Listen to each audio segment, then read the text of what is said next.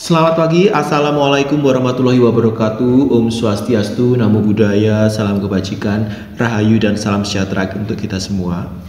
Pada video pembelajaran kali ini kita melanjutkan materi yang sudah kita lakukan kemarin di pertemuan 2, yaitu mengenai data kualitatif. Kita tahu kemarin bahwa data itu kan dikelompokkan ya berdasarkan tujuan-tujuan tertentu, misalnya menurut waktu pengumpulan dan menurut sifatnya. Nah, berdasarkan atau menurut sifatnya, data itu dikelompokkan menjadi data kualitatif dan kuantitatif, ya kan? Nah, apa karakteristiknya?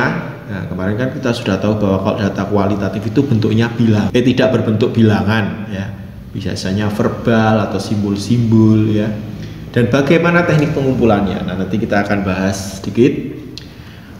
Jadi data kualitatif ini diambil ya ketika penelitian itu menggunakan pendekatan yang kualitatif. Pendekatan kualitatif itu apa ya? Jadi pendekatan kualitatif itu biasanya dalam penggunaannya dan pengumpulan datanya yang bersifat empiris ya. Empiris itu kemarin bisa dicandra, bisa dilihat ya, yang berupa studi kasus, misalnya pengalaman pribadi, introspeksi, riwayat hidup, wawancara, pengamatan, teks sejarah, interaksional dan visual. Jadi kita bisa misalnya meneliti kasus di sebuah kelas X ya, tapi kita lebih ke kualitatifnya, bukan kemudian kita memberikan treatment atau memberikan perlakuan kemudian kita nilai, bukan, tetapi kita bedah atau kita lihat satu persatu lebih dalam. Nah, tekniknya biasanya menggunakan wawancara ya kan, atau misalnya pengalaman pribadi ya kan, meneliti tentang hewan tertentu yang unik, misalnya ketika mendaki gunung ada hewan unik, serangga unik. Nah, kemudian kamu jelaskan nih pengalamannya bagaimana mendaki gunung ya kan, kemudian melihat keanekaragaman yang ada di situ ya kan, itu berarti digabung dengan pengamatan juga. Jadi tergantung tekniknya seperti apa ya kan. Riwayat hidup, misalnya kamu ingin membuat penelitian tentang W.R. Supratman misalnya. W.R. Supratman ini sebenarnya lahir di Purworejo apa bukan ya kan. Nah, kamu makanya cari teks-teks sejarahnya, atau misalnya kamu cari wawancara dengan keluarga-keluarganya ya kan, sehingga dihasilkan data-data yang biasanya bentuknya bukan angka, dan memang bukan angka tetapi dia berupa kata-kata atau verbal, kemudian simbol-simbol, misalnya gambar ya. Nah, misalnya gambar waktu W.R. Supratman lahir misalnya gitu, atau misalnya tadi pengamatan terhadap tanaman tadi atau hewan tadi ya, kamu lihat dari bagaimana bentuknya ya kan, warnanya apa.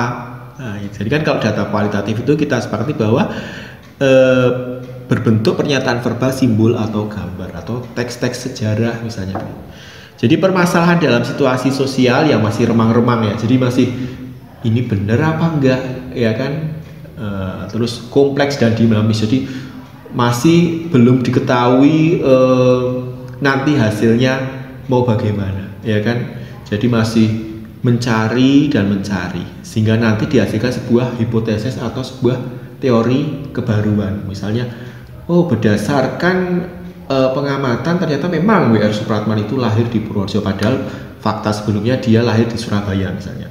Atau tanaman tadi, tanaman ini hanya ditemukan di pantai misalnya begitu, atau di dataran rendah. Ternyata setelah lihat di gunung, misalnya pas mendaki gunung lah kok kita menemukan jenis tanaman ini di gunung. Nah, ini ada apa ini? Nah, makanya itu kan muncul hipotesis dan teori-teori baru ya.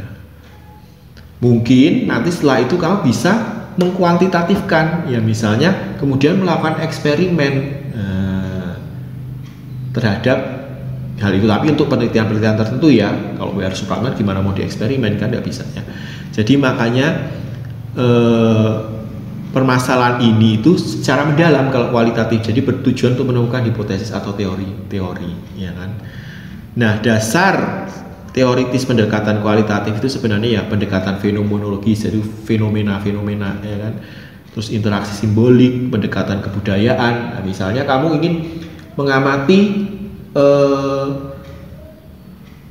kok di sebuah, misalnya kamu melihat di sebuah desa ya yang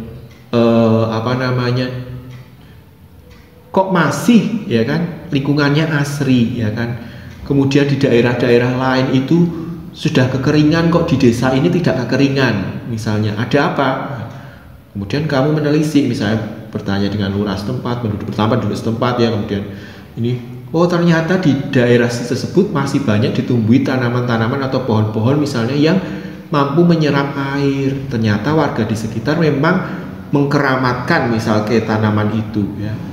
Kenapa? Nah, ternyata ada sisi positif. Nah, itu pendekatan kebudayaan ya. Atau sebenarnya ada juga yang namanya pendekatan etno, ya kan, etnometodologi atau misalnya etnobotani, etnobiologi, etnozoologi. Kalau etnobotani berarti tentang tumbuhan kan. Jadi misalnya di sebuah daerah misalnya di dataran tinggi ini ya kan, di situ banyak dijumpai tanaman-tanaman tertentu yang ternyata digunakan untuk pengobatan-pengobatan yang ada di daerah tersebut.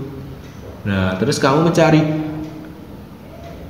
berapa, misalnya ada berapa jumlahnya, misalnya bentuknya seperti apa, ya kan? Nah, kemudian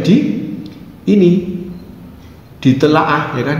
Manfaatnya apa tanaman ini, ya kan? Kemudian seperti apa karakteristiknya. Nah, itu pendekatan etnobotani. Kemudian tapi dalam melakukannya kamu harus banyak referensi-referensi sehingga apa yang kamu utarakan itu bukan ngawur tetapi berdasarkan juga kajian-kajian dari penelitian-penelitian sebelumnya, begitu ya.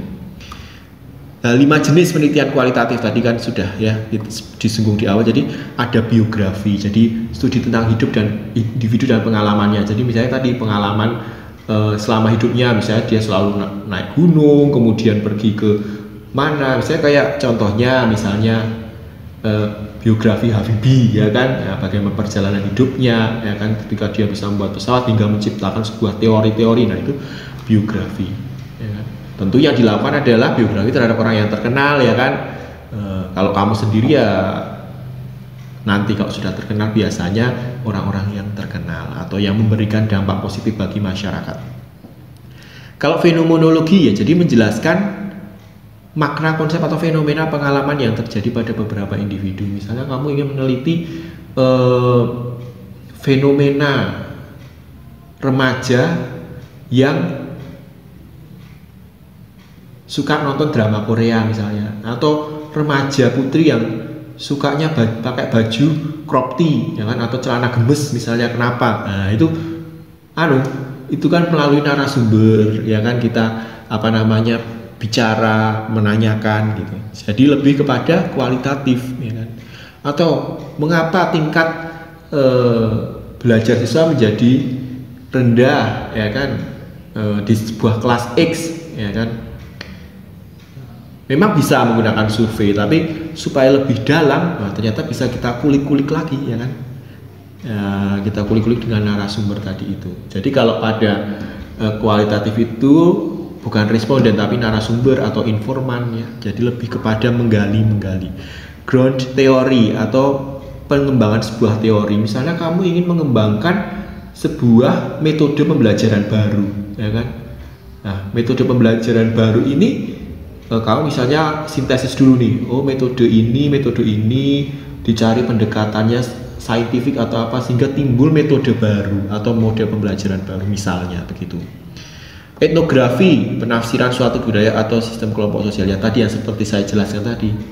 Misalnya ingin melihat fenomena etnobiologi atau etnozoologi, pemanfaatan hewan misalnya di sebuah desa ya. Atau ada misalnya etnomatika misalnya. Jadi kenapa kok keris Jawa itu ya kan bentuknya berlekuk-lekuk ya kan, kemudian kadang bisa berdiri dan sebagainya. Nah, itu apakah ada perhitungan-perhitungan tertentu ya, misalnya begitu. Atau rumah di sebuah desa ketika gempa itu kok nggak hancur, itu ada apa? Misalnya kalau penelitian bukan di biologi ya. Atau misalnya di sebuah desa rumahnya itu sanitasinya bagus, apa itu aliran udara di ventilasinya bagaimana, begitu. Itu jadi, dan didasarkan pada kebudayaan, karena misalnya di daerah tersebut kok rumahnya bentuknya seperti semua rumah adat ya kan, ventilasinya bagaimana sehingga sanitasinya bagus. Nah itu etno ya. Jadi atau misalnya upacara adat Rambu Solo misalnya ya kan, Rambu Solo yang di Toraja ada pembalseman. Apa itu pembalsemannya ya, isinya apa saja ya gitu. Jadi tapi kan ada kaitannya dengan biologi, jadi lebih kepada penafsiran yang mendalam ya. Studi kasus misalnya mengeksplorasi suatu masalah dengan batasan terperinci tetapi pengambilan datanya yang mendalamnya. Tapi studi kasus misalnya di siswa itu tadi ya, jadi di kelas misalnya. Nah tekniknya itu bisa dalam bentuk wawancara ya kan. Jadi ya tadi mengulik ya, menggali-gali informasi ya. Tentunya dalam melakukan teknik wawancara harus ada trik-trik tertentu ya. Jadi jangan seperti orang apa tuh di sidang ya kan, kamu enggak ya. Jadi dengan keluasan-keluasan tertentu ya. Observasi, mengamati ya kan, misalnya mengamati perilaku ya kan, perilaku sosialnya misalnya. Misalnya kamu ingin mengamati perilaku sosial interaksi siswa ketika jam istirahat misalnya ya kan, kamu amati nih si X ternyata sukanya jajan cilok terus menyendiri ya, takut jajanannya diambil temannya, kenapa misalnya begitu kan. Atau seringnya bergabung apa jailin cewek-cewek misalnya ya kan, atau nongki-nongki di kantin liatin cowok-cowok misalnya cewek-cewek ya. Nah gitu, jadi atau main basket pas istirahat, atau malah ada yang ngerjain PR ya kan, kayak gitu. Kenapa? Itu lebih kita bisa gali-gali tapi secara pengamatan. Nah kemudian mungkin diperdalam dengan wawancara. Jadi bisa dalam pengumpulan data itu tidak dari satu teknik menurut saya. Dokumen ya tadi misalnya melihat, ingin mengetahui benar nggak sih W.R. Supratman itu lahir di Purworejo. Kita lihat dari foto-fotonya, laporan-laporan sejarahnya, siapa tahu ada surat-surat aktenya, catatan harian ya kan. Nah, Dear Diary-mu itu ya kan, misalnya apa namanya, kamu setiap hari menulis di diaryan. Nah misalnya hari ini, hari berikutnya ini kan disimpan. Nah suatu saat mungkin kamu ada sesuatu, kemudian dari dokumen-dokumen itu bisa dilihat, oh tanggal segini itu dia di rumah ini.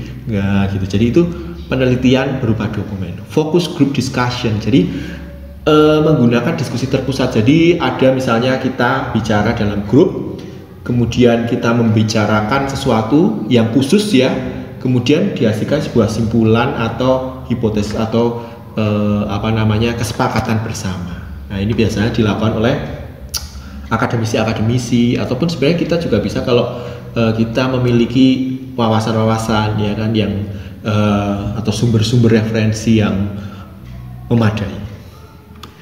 Nah kalau kita ingat kembali ya, kemarin data itu kan ada kualitatif dan kuantitatif. Kalau kualitatif itu biasanya bentuknya kategori ya kan, misalnya tadi warna ya kan, kemudian jenis kelamin ya gitu kan, terus apa lagi. Nah kemudian kalau data kuantitatif ya bentuknya numerik atau bilangan. Nah gitu kan. Nah kualitatif ini ya, itu biasanya datanya bentuknya nominal dan ordinal. Nah kalau kemarin udah belajar tuh, kalau nominal ya tadi nominal contohnya warna rambut, jenis rambut ya kan, agama, nggak bisa diurutkan kalau nominal ya kan. Kalau ordinal itu bisa diurutkan tetapi jaraknya tidak sama dan tidak bisa dibagi atau dikali ya.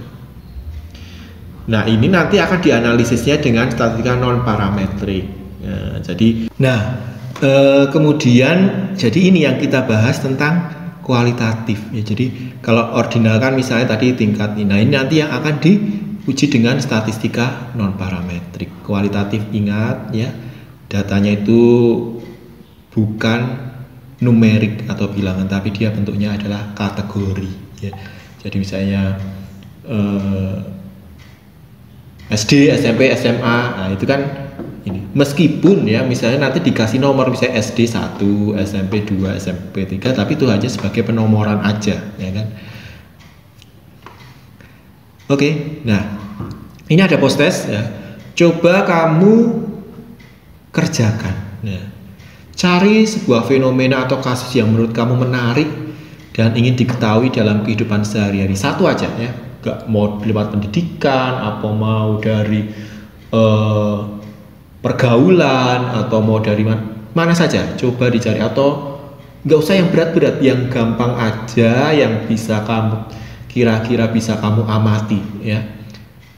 Dari keempat teknik pengambilan data, ambillah salah satu aja teknik yang menurut kamu tepat. Ambil satu aja, kemudian kumpulkan data tersebut, boleh diketik atau boleh ditulis tangan. Jadi nggak usah banyak-banyak. Jadi saya ingin tahu bagaimana kalau ada sebuah fenomena atau sebuah kasus, apa yang akan kamu lakukan, ya kan? Seperti apa pengambilan datanya, dan coba kamu ambil datanya. Ya nggak usah banyak-banyak karena kualitatif mungkin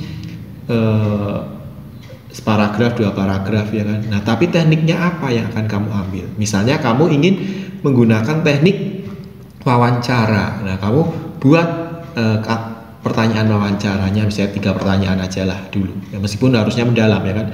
Misalnya observasi ya, kamu mengamati, mengobservasi terus difoto ya kan sebagai bukti misalnya gitu.